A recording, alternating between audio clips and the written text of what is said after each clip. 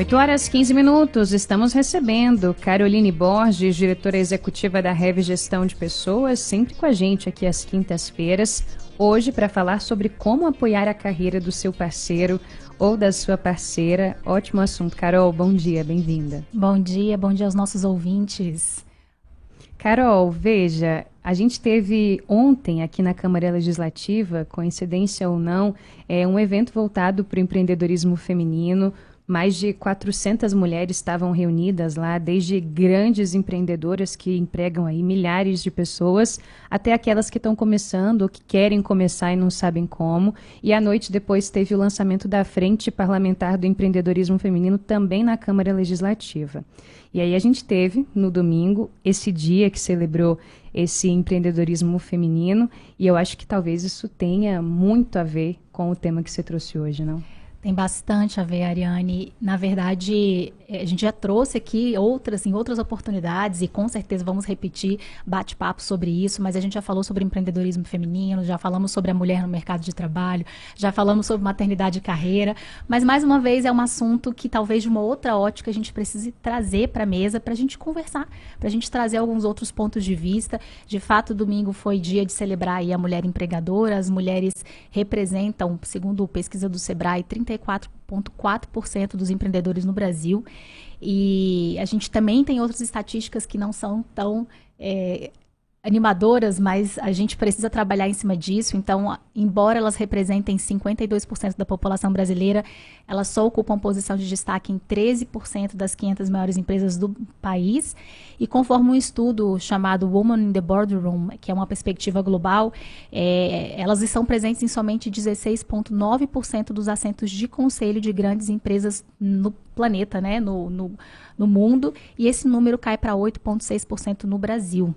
E a gente trouxe uma estatística também, numa pesquisa da FGV, que após 24 meses de licença maternidade, quase 50% das mulheres não está mais no mercado de trabalho. Mas esse é um tema que não diz respeito só às mulheres. Quando a gente fala de apoio recíproco, né, apoio mútuo entre os parceiros, essa falta de apoio também causa problemas para os homens, né? Não é apenas a mulher empreendedora, na verdade, mulheres de várias faixas etárias, níveis sociais, e os homens também têm impacto quando a gente fala de falta de apoio do cônjuge, do parceiro. Então, os homens também vivem isso. Eu vi esses dias uma entrevista do psicólogo Rossandro Klinge, acho que muita gente conhece. Sim. E ele falou um pouquinho sobre isso de você ser âncora ou ser vela para o outro, né? Você é aquela pessoa que trava o crescimento do seu parceiro, da sua parceira, ou você é uma vela, como a gente vê um barco à vela, que vai ser aquela pessoa que realmente propulsiona o outro a ir a mais caminhos, a ter outros direcionamentos, a ir em frente, a atingir outros destinos. Quem é você na vida da pessoa que está com você hoje? Então, esse é o cenário para a gente falar desse tema hoje. Carol, e lá na Rev Gestão de Pessoas, vocês já acompanharam situações assim? Diego, você pode contar para a gente? Muitas.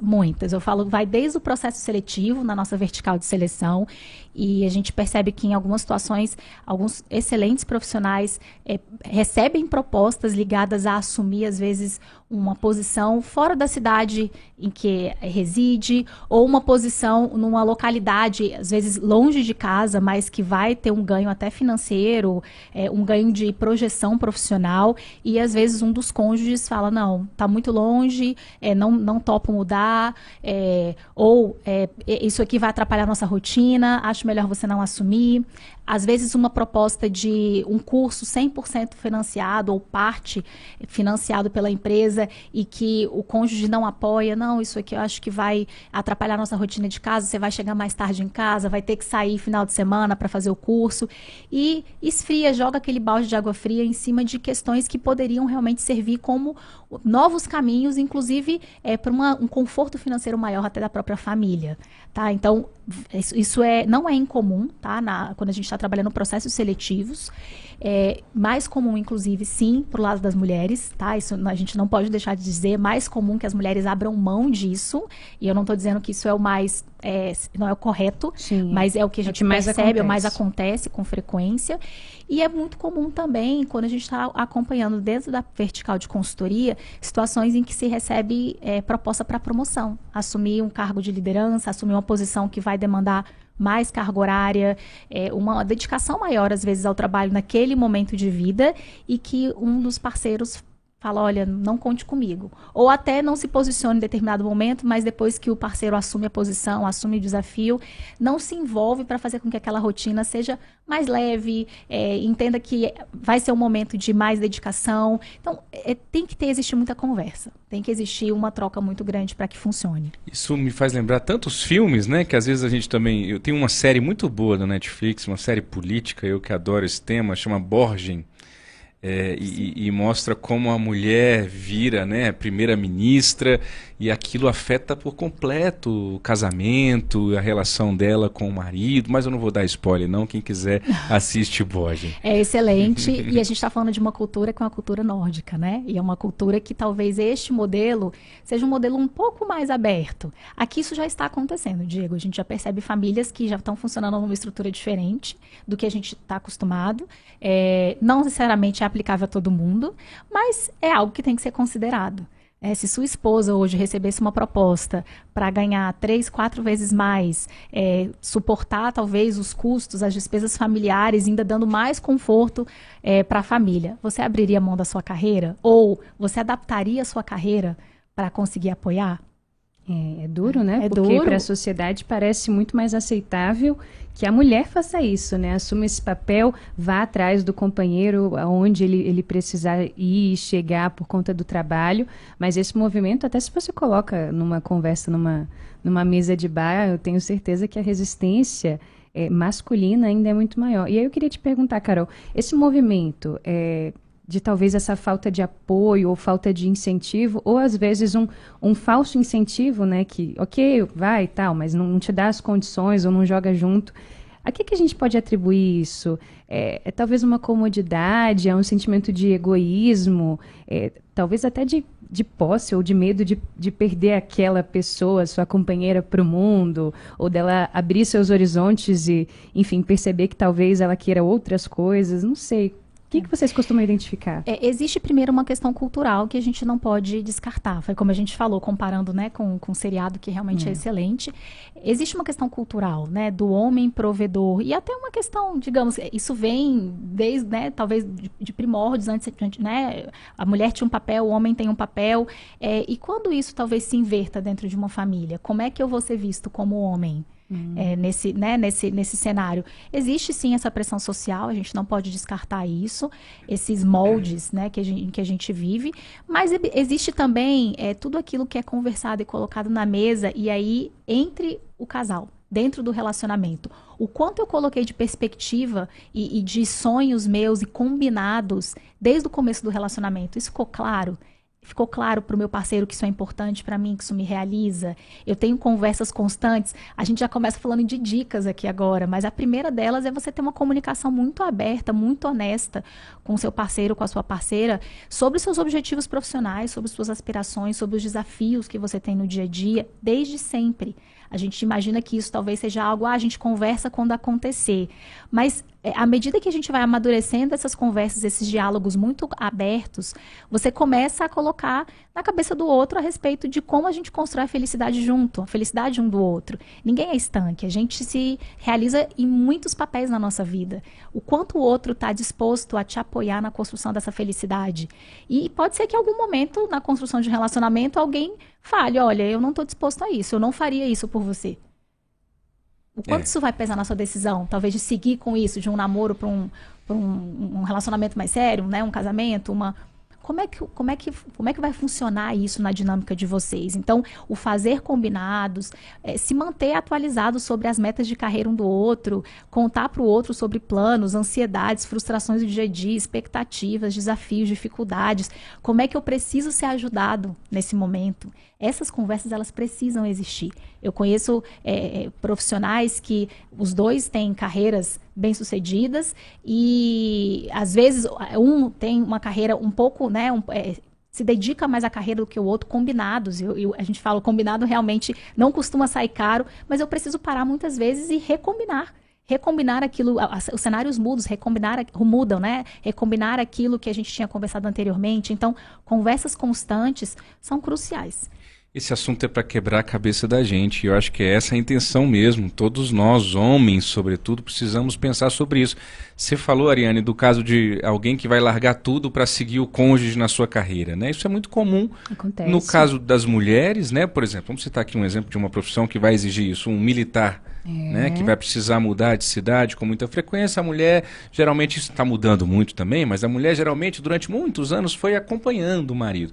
E a pergunta que eu faço para você, homem, de homem, para você que está me ouvindo, se a sua esposa recebesse uma proposta para vocês irem para fora do Brasil, por exemplo, para ganhar 3 vezes o que você, homem, ganha hoje, e você teria que abandonar o seu emprego e vai fazer o quê? Vai cuidar das crianças em casa. Tem homem que dá arrepio só de pensar nisso. Mas eu não sou um Rodrigo Hilbert, eu não sei construir uma casa, eu não sei cozinhar, eu não sei fazer nada. O que eu vou ficar fazendo em casa com as crianças, né? Como que eu vou ser visto? Como que eu vou me ver, Ariane? Acho que é isso. Antes de tudo, como que as pessoas vão me ver? Como é que eu vou dizer para os meus amigos no futebol? Eu não estou trabalhando, estou cuidando das crianças e da casa porque minha amada esposa foi promovida e eu estou aqui feliz por ela. A gente está indo para Nova York, morar lá. Isso é duro, Carol, é um longo caminho, acho, que a gente tem que percorrer ainda. Sim, isso para muitas mulheres é duro também, tá, Diego? Hoje, eu acho que é uma pergunta que é aplicável também a muitas mulheres. E, claro, muito mais aos homens, porque a gente tem todo esse aspecto cultural e ainda predominante na nossa sociedade. Mas é uma pergunta que eu também me faço. Eu adoro o meu trabalho, eu adoro trabalhar. Isso é uma coisa que eu sempre deixei muito clara no meu relacionamento com meu esposo. A gente se conheceu trabalhando, né? E ele sabe disso.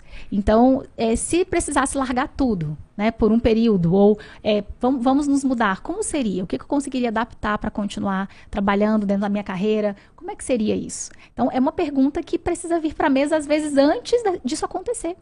Pode ser que não aconteça, mas e se acontecer? A gente já tem alguns pressupostos conversados, alinhados, surpresas que talvez a gente possa evitar. Elas vão acontecer? Vão. Um relacionamento sempre tem surpresa. A gente nunca conhece o outro 100%.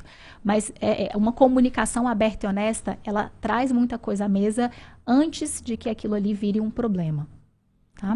E entender que todo mundo pode ganhar se jogar junto, né? Ontem lá me lembrei agora, na Câmara Legislativa, nesse lançamento dessa Frente Parlamentar do Empreendedorismo Feminino, quem comandou esse lançamento foi a deputada Paula Belmonte, e ela estava compartilhando lá com o pessoal que estava no plenário, que quando ela começou, ela, enfim, mãe e tudo mais, encontrou muita resistência, e era sempre conhecida como a mulher, a esposa do Felipe. Quem é ela? A esposa do Felipe, que é o marido dela. E aí ela disse que, até com o incentivo dele, dos filhos, da família, hoje ele é conhecido como o marido da Paula, porque ela conseguiu, de alguma maneira, se firmar, trabalhar, enfim, ser conhecida pelo que ela faz e acredita, por conta do apoio, muito por conta do apoio que ela recebeu ao longo da vida toda. Então, isso faz toda a diferença, né? A gente, sozinho, é muito mais difícil você conseguir lutar contra, enfim, todas as variáveis, né? Com certeza, até porque as mulheres também, socialmente, têm uma carga fora trabalho bastante pesada, doméstica, né? Então, existem pesquisas também sobre isso. Então, se isso não estiver muito bem definido, muito bem distribuído, uma parte fica prejudicada aí nessa caminhada. E não é uma competição, né? Eu lembro que, inclusive, na época em que eu estava me preparando para casar com meu marido, a gente fez um curso de noivos. E tinha uma comparação entre você jogar tênis e você jogar frescobol, né? Quando você joga frescobol, você tem que manter a bola... A bola não pode cair, né? Os dois precisam fazer com que a bola fique no ar. Quando você joga tênis, você está jogando realmente contra o outro. Você quer fazer ponto. Você tem que fazer o outro não conseguir pegar a bola. Então, o grande desafio num relacionamento, e aí em todos os aspectos, quando a gente fala da vida profissional também, é você não deixar essa bola cair, né? Você jogar frescobol. Então... Eu agradeço muito, Carol, você ter feito aqui quase uma correção minha, porque veja, olha como é natural, né? Eu fui dar um exemplo, eu dei o exemplo do homem, aí você me disse, mas vale para a mulher. Só que a minha cabeça já traz o exemplo do homem, porque para o homem deve ser um absurdo acompanhar uma mulher na sua atividade profissional. Mas é tão desafiador para o homem como é para a mulher. Não, né? mas eu super entendi o seu exemplo, porque geralmente é o que acontece. Né? Muito Geralmente mais comum. é o que é mais comum. E hoje assim, a gente percebe relacionamentos até sendo estremecidos por conta desse tipo de cenário, de situação, e cenários opostos também, né? A mulher sendo, o homem tendo que vir para dentro de casa para apoiar, e eu venho escutando cada vez mais exemplos. Meu marido conseguiu uma flexibilização, fica um pouco mais de tempo em casa, e assim eu consegui assumir um cargo de liderança, ou redividimos as coisas. E aí, por exemplo, a criação de uma rede de apoio é crucial. Às vezes tem famílias que moram em cidades em que eu não conheço ninguém. Como é que eu vou formar minha rede de apoio? E às vezes é uma rede de apoio, eu nem tenho filhos, mas tem um pet em casa, ou tem roupa que eu deixei na lavanderia, ou tem uma vizinha que vai toda semana na feira, eu já converso com ela para me ajudar a fazer as compras da semana. Como é que você cria sua rede de apoio? Isso é crucial para que você consiga manter ali um equilíbrio também ali dentro da família. Rede de apoio, nós somos seres sociais. A rede de apoio é fundamental. Né? Então, nesse curso aí de construir carreira. E acho que tudo isso, enfim, pensando aqui, esse assunto é maravilhoso, hein, Carol? Parabéns por esse tema. Acho que os nossos ouvintes que já chegaram no destino devem estar com o carro parado, mas estão falando, não vou desligar agora porque eu quero terminar de ouvir essa história. Veja, isso tudo deve começar nas pequenas coisas, né, Carol? Assim, talvez não vai chegar esse momento em que a sua esposa ou o seu marido vai receber uma proposta, você vai precisar ter que largar a sua carreira para acompanhá-lo, mas é no dia a dia mesmo. Se eu hoje estou numa posição confortável financeiramente, profissionalmente, isso também é mérito do meu cônjuge, da minha cônjuge, né? Eu não cheguei aqui sozinho, né? Eu vou dar o meu exemplo aqui, pessoal, com maior tranquilidade. Para eu chegar na rádio às 6 horas da manhã, a minha esposa precisa levar o meu filho na escola sozinha, entre aspas, sem o meu auxílio, sem revezar comigo, levá-lo na escola. Então, eu estar aqui é como se ela estivesse aqui comigo também, é um mérito também dela, né? Não é o Diego e a minha esposa, é tudo junto, é um jogo junto ali dentro da casa. Um time, né? É isso, Diego. Eu também, na época, tá completando um ano agora da coluna. E quando eu tive que assumir aqui às quintas-feiras, a gente teve que fazer esse combinado. Olha, às quintas, você leva as crianças na escola. A gente tem os combinados de divisão. Então, esse planejamento de rotina, de como vai funcionar, quem faz o jantar, quem busca as crianças, quem leva a roupa na lavanderia, quem faz a compra de mercado de mês, quem faz todos os dias, né, ou quem faz a compra da semana, quem vai fazer? Como é que a gente vai se organizar dentro de casa com os afazeres domésticos e com a rotina, com filhos, enfim. Isso é importantíssimo. Se definir metas em conjunto. É crucial para um relacionamento, equilibrar a vida pessoal com o profissional, o incentivo ao outro também para que ele se cuide, faça um exercício físico, faça check-up, tenha o seu hobby, consiga encontrar com os amigos. Como é que é isso? A gente se realiza mais uma vez, de diversas formas, e cabe ao seu parceiro ser o seu maior incentivador em tudo isso. A gente só consegue estar bem também na nossa vida profissional quando a gente está com os outros quadradinhos equilibrados. Eu não estou falando 100%, estou falando equilibrado, porque a gente geralmente não dá para estar 100% em tudo. Um planejamento financeiro em conjunto.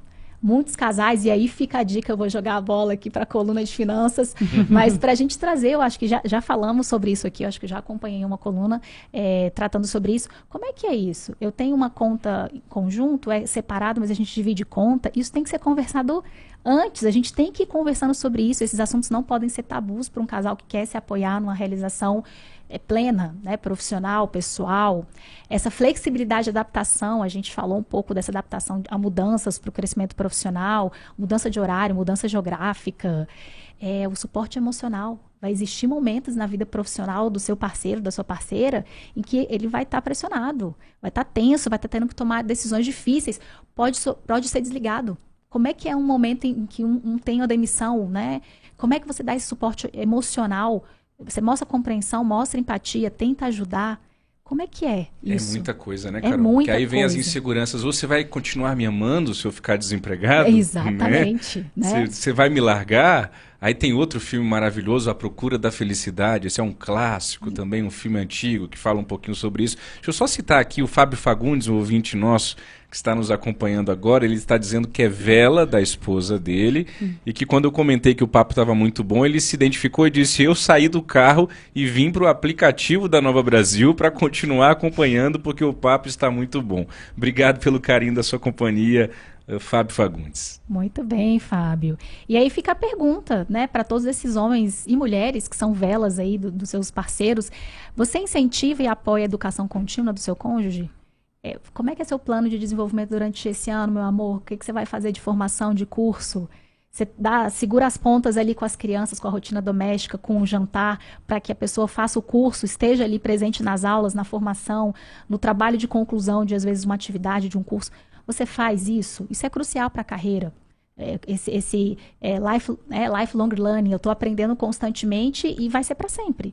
Né? Até você se aposentar ou até você parar de trabalhar, todo mundo vai ter que estar estudando.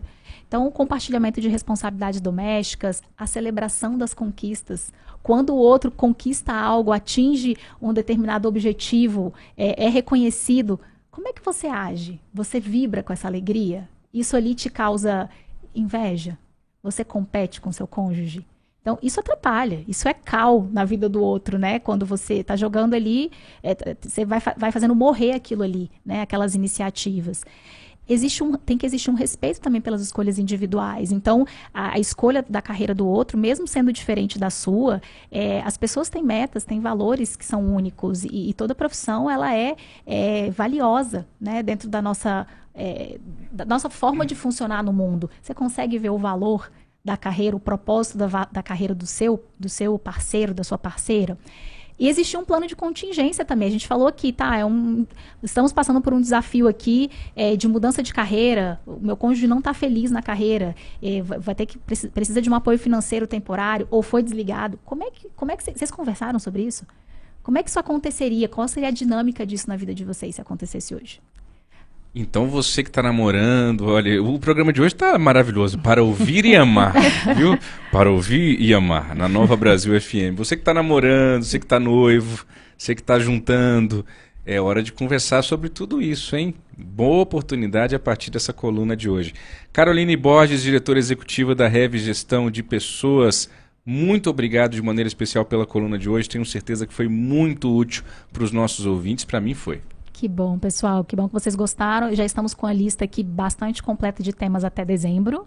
Então, temos muita coisa para falar até lá. Esperamos vocês aí na nossa próxima coluna. Obrigada, Carol. O Sérgio Alves César está dizendo aqui que é de Recife, em Pernambuco, e que não só incentiva, como participou ativamente na profissão da companheira, ajudando na preparação matemática dela para um concurso que ela fez. A Iris Faria também dizendo aqui que essa matéria foi importantíssima, trazida pela Carol, que esse olhar de cuidado e de mão dupla é essencial. E o Henrique Dornelles dizendo, na realidade, em qualquer tipo de relacionamento, esse apoio é importante.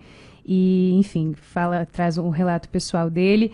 E a gente teve um ouvinte nosso que também entrou em contato com o Davi Rodrigues, falando como escreve REV. É o seguinte, R-E-V-E. Com acento no primeiro E. Circunflexo, REV. E como é que é o Instagram da REV, Carol? REV Gestão de Pessoas. Muito bem, você encontra por lá.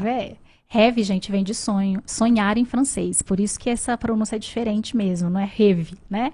É REV, mas vem do francês sonhar, né? Sonhar com carreira. É chique demais. É muito fino.